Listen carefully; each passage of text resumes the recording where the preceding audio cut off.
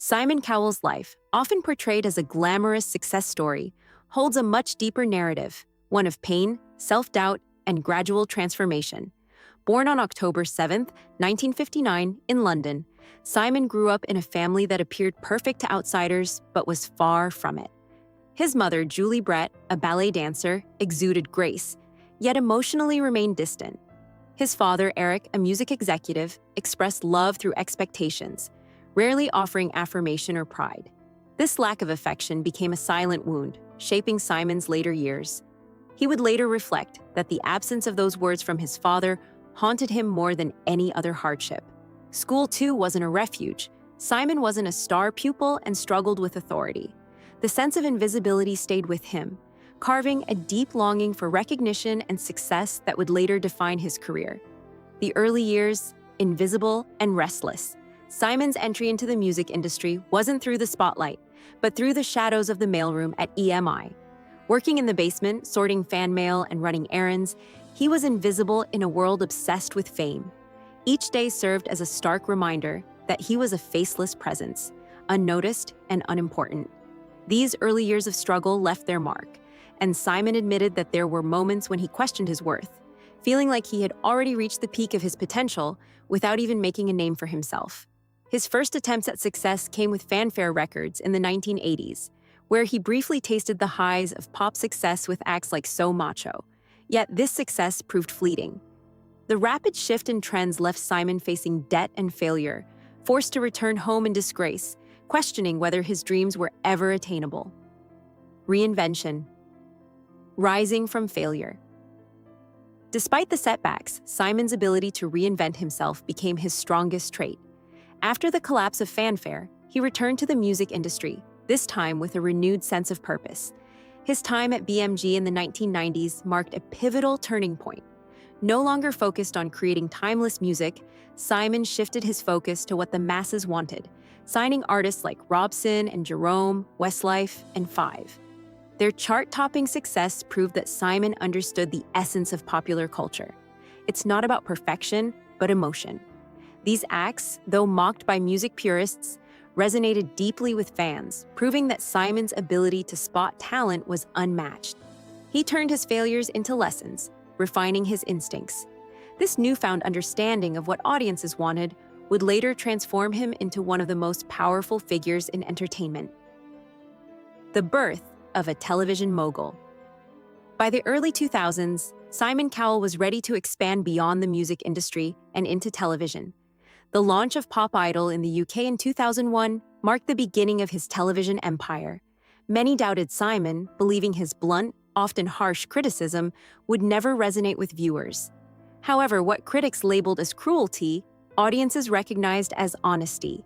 His straightforward approach, laced with sharp wit and a refusal to sugarcoat reality, turned him into a television sensation. When American Idol premiered in 2002, Simon became a household name. His critical eye and acerbic remarks became integral to the show's success.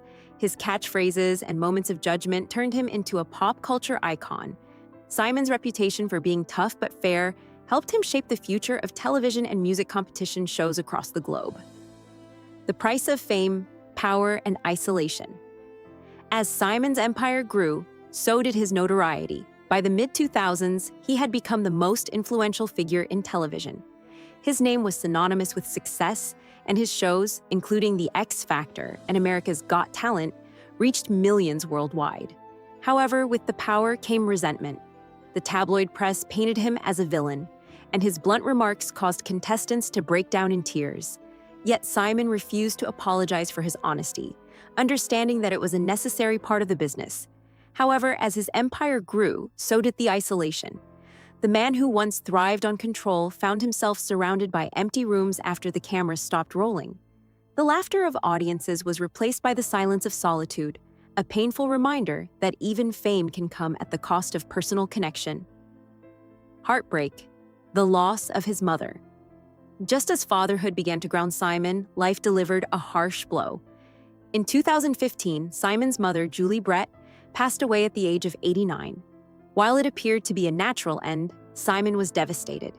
Julie had always been the one constant in his life, the one person whose approval he sought most. Her death left a void in his life that nothing could fill. "Losing my mom was the hardest thing I've ever gone through," Simon admitted. This loss stripped away the armor that he had carefully built over the years. For the first time in a long time, Simon allowed himself to feel vulnerable, exposing a side of him that had been hidden from the public eye for decades. The e-bike crashes, a wake-up call. In August 2020, Simon faced another life-altering event. While testing a new electric bike at his Malibu home, disaster struck. A miscalculation led to a horrific crash, shattering his back in multiple places. The resulting surgery was complex, with doctors warning Simon that he might never walk again. "I came within a minute of not making it," he later revealed. The incident was a cruel reminder that, despite his control over his career, Simon was powerless when it came to the fragility of his own body. Months of grueling rehabilitation followed, with Simon learning to stand and walk again. Yet, just as he began to recover, tragedy struck once more. In early 2022, Simon suffered another e-bike crash, this time breaking his arm and bruising his face. The public mocked him, calling him reckless, but behind the headlines was a man struggling with his own mortality. The plastic surgery crisis, a battle with identity. As Simon recovered, another battle unfolded, one that he had kept largely private. For years, Simon had turned to cosmetic procedures to maintain his appearance under the harsh lights of television. Botox, fillers, and touch-ups became his way of fighting the inevitable signs of aging. By 2021, his face had changed dramatically, leading fans to question what had happened to the man they once knew. Headlines and memes mocked his new look, and Simon's once sharp, familiar features seemed to have vanished. In a rare moment of honesty, Simon admitted, "I went too far. There was a point I looked in the mirror and didn't recognize myself." The ridicule forced him into retreat, and Simon gradually reduced his public appearances. He realized that, in his quest for perfection, he had lost sight of who he truly was. He made the decision to abandon cosmetic work and allow himself to age naturally. "I'd rather chase memories with Eric than chase youth," he confessed, signaling a rare moment of self-acceptance. The ultimate tragedy, the loss of Liam Payne. Just as Simon began to find peace with himself, 2024 brought another heart-wrenching tragedy. Liam Payne, the talented young man Simon had mentored since his X Factor days, passed away at just 31. Liam's tragic fall from a hotel balcony in Buenos Aires sent shockwaves through the music world. For Simon, it felt like losing a son. He had seen Liam grow from an insecure teenager into a global superstar, and watching him spiral into tragedy was devastating. It felt unnatural, merciless, Simon whispered to a close friend. The loss shook Simon to his core. For days, he stayed away from the public eye, mourning privately. His grief was immense, and the guilt he felt was palpable. Liam's death forced Simon to confront the fleeting nature of fame and the unpredictable cruelty of life. A legacy of survival and redemption. Now, at 65, Simon Cowell is no longer the ruthless judge who built an empire of fame and fortune. His journey has been marked by battles with scandal, tragedy, and his own identity. Through it all, Simon has come to understand that the greatest achievements aren't measured in wealth or fame, but in the moments of love and connection that we share with others. As he reflects on his life, Simon speaks less about power and more about presence. His legacy isn't just about the stars he discovered or the empires he built, but about the lessons he learned the hard way, that even those who seem invincible are fighting battles no camera can capture.